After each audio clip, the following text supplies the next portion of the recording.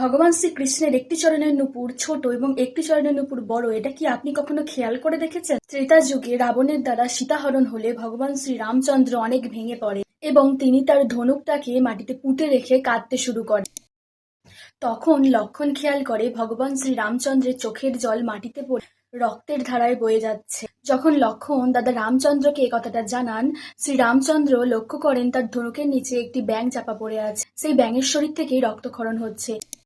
ধনুকের আঘাত পাওয়া সত্ত্বেও সেই ব্যাঙটি কোনো চিৎকার করেননি। তখন শ্রী রামচন্দ্র সেই ব্যাঙটিকে প্রশ্ন করলেন, তুমি কে, কি বা তোমার পূর্ব পরিচয়? তখন সেই ব্যাঙটি জানালেন তিনি পূর্বজন্মে ছিলেন কর্ণব মুনি, তার গুরুদেব ছিল বিশ্বাবস্য মুনি। তিনি তার গুরুদেবের চরণ সেবা করতে গিয়ে তার নখের স্পর্শে গুরুদেবের চরণ দিয়ে রক্তক্ষরণ হয়। গুরুদেব তাকে অভিশাপ দেয়, তোমাকে পরজন্মে ব্যাঙ হয়ে জন্মগ্রহণ করতে হবে।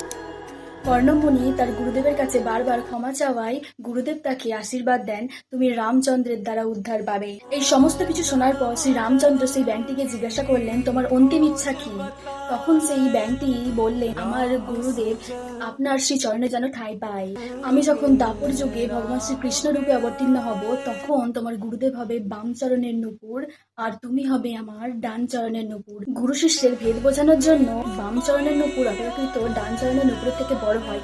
সেই জন্য ভগবান শ্রীকৃষ্ণের বাম চরণের নূপুর ডান চরণের নূপুরের থেকে অপেক্ষাকৃত অনেক বড় হয়।